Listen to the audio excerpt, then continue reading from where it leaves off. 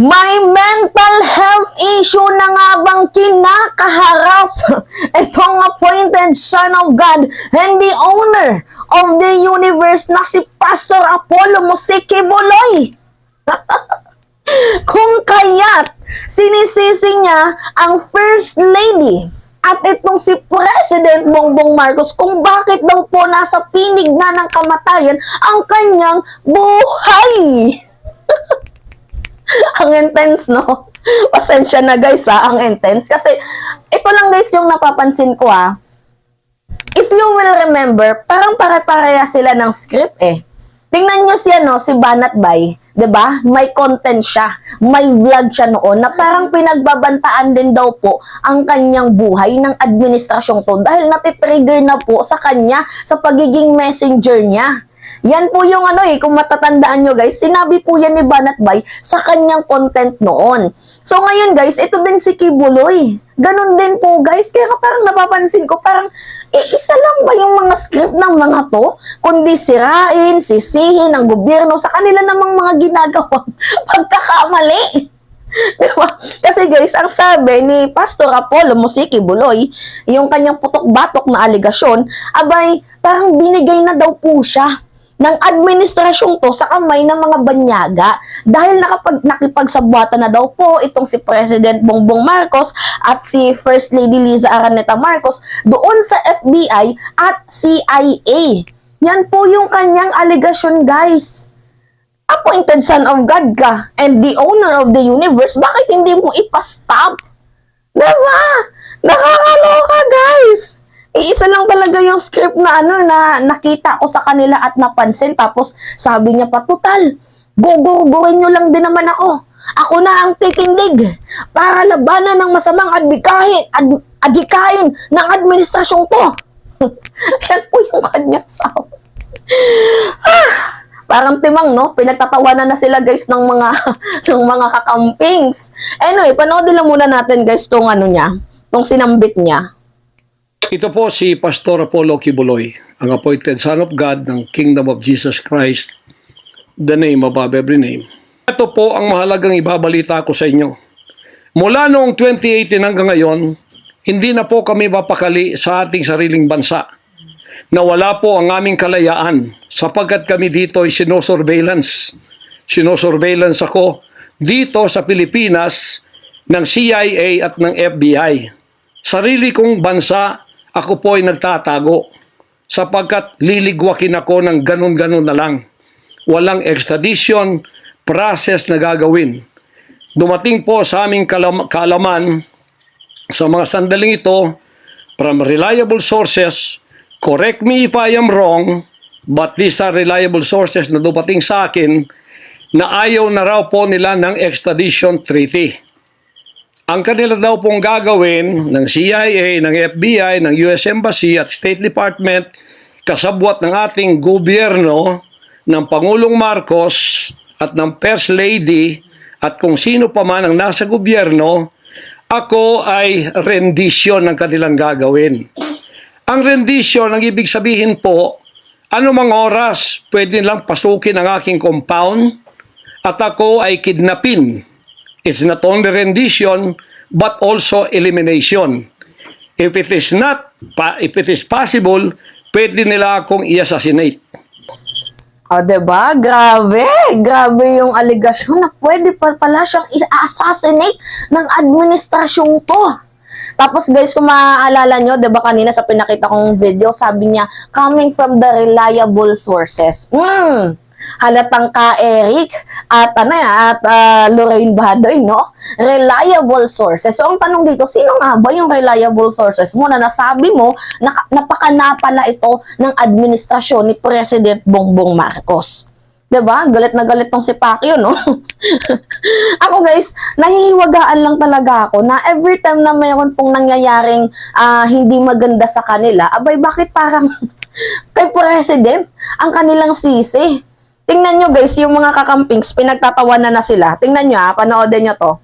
Kasama na dito si Bunyog. Ito, pakinggan nyo si Bunyog. God works in mysterious ways .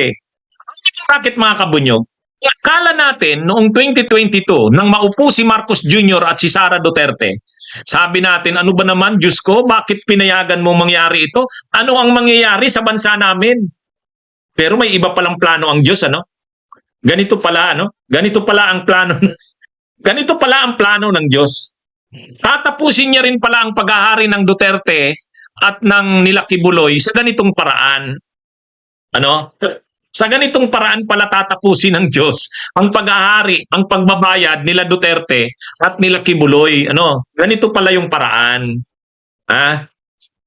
Talagang ano, ha? Ngayon, ano mga kabunyog, anong masasabi nyo? Mukhang mananawagan na nga ng disobedience, ano? I am Giner, tama ka? Oh, ito na galit na si Kibuloy. Talagang pinangalanan na. Ikaw Bongbong Marcos, ikaw Liza Marcos, ikaw Martin Romualdez. Diba? Pinagtatawanan na po sila ng mga kakampings. So ako guys, sa totoo lang naman totoo nga naman, nag-God works in a mysterious way. Pero hindi ko po ine-expect na kakampihan po. Kasi ganito si President Alam ko naman po yun nung pagkakaupo niya. Diba sinabi niya na magiging fair siya, na paglilingkuran niya ang taong bayan. So sinusunod niya lang po yung kanyang tagubilin sa ating mamamayang Pilipino. Na hindi siya diba? Magpapa-under sa ibang mga tao. Hindi po siya yung tipo ng tao na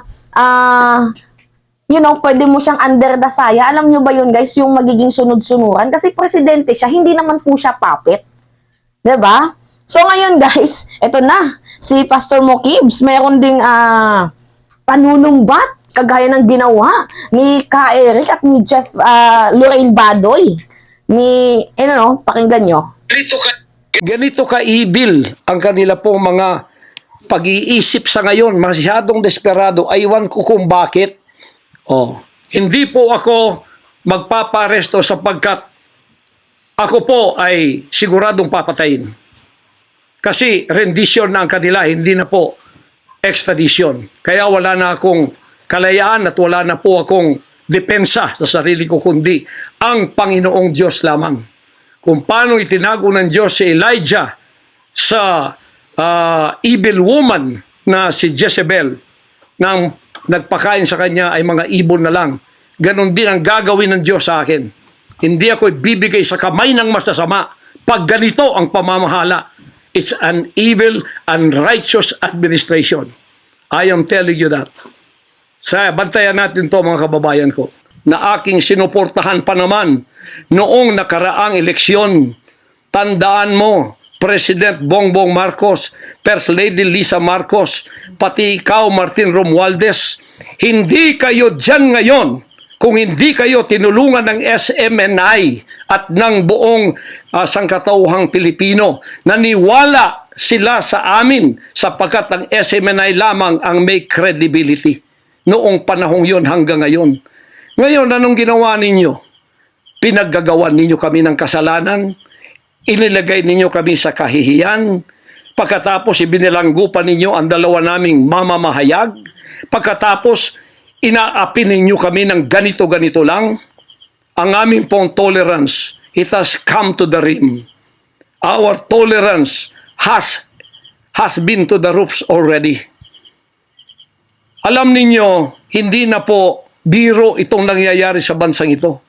Kung pababayaan po natin ang ganitong mangyayari ng mga dayuhang tulad ng Amerikano, CIA, FBI, State Department, US Embassy, gigipitin tayo with the connivance of our own President and First Lady and other members of the Congress. Kung pababayaan natin ito, nangyayari sa isang Pilipinong tulad ko na gumagawa ng kabutihan, trying our very best para makatulong kami, humanitarian, Children's Joy Foundation, demonize kami, kinriminalize kami. Biro nyo ginagawa ninyo dangerous criminal organization, ang Kingdom of Jesus Christ. Actually, hindi naman magiging dangerous yung Kingdom of Jesus Christ kung wala naman po talagang nakikitang butas. Lalo pat, yung mga di umano na nagtatrabaho sa'yo, sandamakmak po ang reklamo. May kasong rape, may kasong pang-aabuso, ang iba naman underpaid, 'di ba? Nakakaloka. And beside dyan, hindi naman po dinidemonize or kinikriminalize ng administrasyon ng SMNI dahil ang SMNI po ay mayroon pong nilabag sa batas. Unang-una na po dito, yung ownership na walang basbas ng Congress, yung paglipat ng ownership. Pangalawa, red tagging, pamimake news, to the point guys na yung SMNI, doon niya na din po pinahayag yung mga hindi dapat sabihin kahit yung pagmumura. 'Di ba guys? Tsaka kung maalala nyo, doon na din po nagsisilbing death threat. Yung SMNI nagsisilbing attack dogs sa administrasyong to, which is napakamali. 'Di ba? Nakakaloka. So ngayon, ewan ko ba dito kay Pastor Mo Kibs? Siguro may mental health issue na nga itong si Pastor Kibuloy, ano? Siguro lang, hindi ko sure. So anyway, yun lamang po guys. That's me again, si Mima Alicia nyo. Tagbabalik ulit para sa ating panibagong video.